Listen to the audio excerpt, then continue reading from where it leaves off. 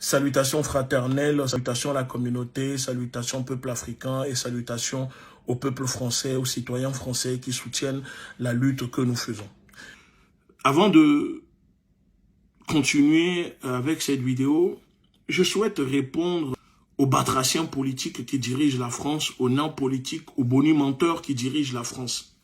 J'aimerais dire à Macron que l'Afrique n'est pas menacée par la famine, ni par une supposée influence russe, mais par vous, Emmanuel Macron, et vos amis dictateurs africains qui sont les gardiens des camps de concentration de ces pays africains que vous exploitez. Donc, les populations africaines ont bien plus à craindre de vous que de Poutine. Il y a plusieurs informations qui sont passées presque inaperçues. Pourquoi inaperçues? Inaperçues parce que cela n'arrange pas la propagande de l'État français. Alors, la première information.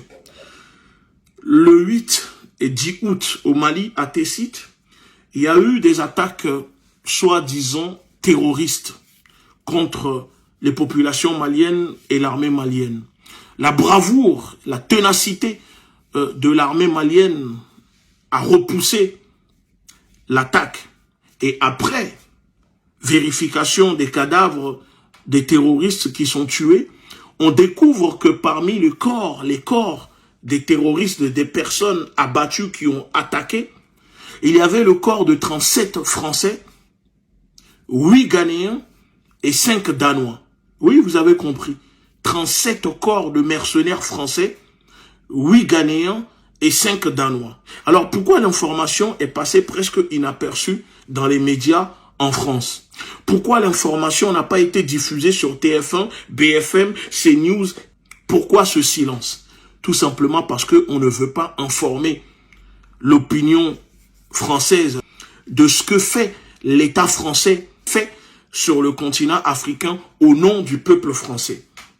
Parce que vous savez, beaucoup de Français ne sont pas au courant de plein de choses qui se déroulent sur le continent africain. Il y a aussi eu un sondage, une information aussi qui est passée presque inaperçue. 93% des Maliens pensent que le terrorisme au Mali est l'œuvre de l'État français. Moi, vous connaissez déjà ma position, je ne peux que valider, je ne peux que cautionner parce que c'est une réalité.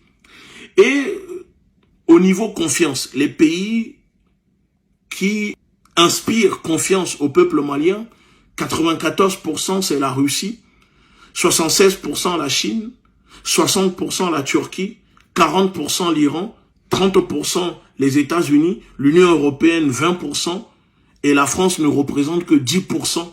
Ça prouve vraiment que la politique française, la politique extérieure de la France en Afrique est très catastrophique. Catastrophique parce que, vous savez, aujourd'hui, les financeurs, les mécènes, les parrains, les pourvoyeurs et de la mort, du terrorisme, du djihadisme aujourd'hui au Sahel et au Mali, c'est l'État français, le Quai d'Orsay et ces barbouzes qui travaillent pour le gouvernement français. Les Français doivent le savoir et beaucoup de Français commencent à découvrir aujourd'hui la vérité. Parce que cette vérité que les médias en complicité, que j'appelle les journalistes, les agents de l'oppression impérialiste, cachent à la société civile française.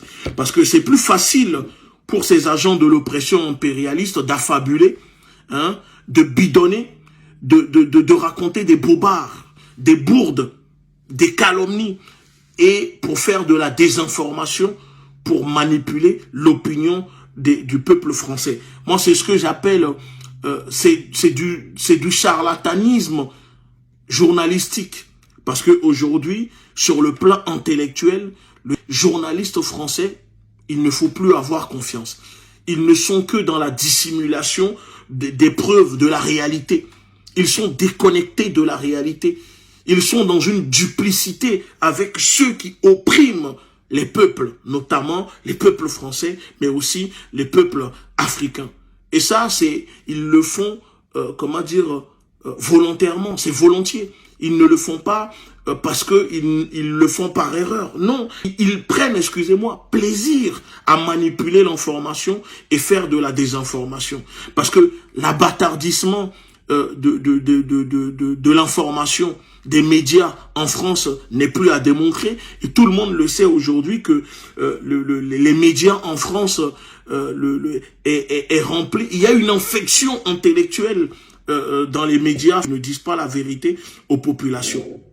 Parce que la plupart sont au service des gouvernements qui manipulent ce gouvernement invisible. Vous savez, il y a une minorité de personnes qui dirigent la majorité des populations, des peuples. Pas ceux que vous voyez, pas le batracien politique qui dirige la France, pas ce gouvernement. Non, il y a un gouvernement invisible qui est là et qui tire profit de tout ça. Vous comprenez ou pas? Qui sont derrière, eux, on ne les voit pas. Et c'est eux qui manipulent aujourd'hui. Donc, quand on voit que l'information n'existe plus, qu'il y a une gangrène de la corruption informationnelle qui circule, qui existe en France. Parce que comment les médias ne peuvent pas dire aux Africains que au Mali, il y a eu des attaques terroristes et que l'armée malienne découvre parmi les corps des terroristes qui ont attaqué le corps de 37 mercenaires français et demander des comptes à l'État français. Voilà pourquoi l'État, excusez-moi, malien,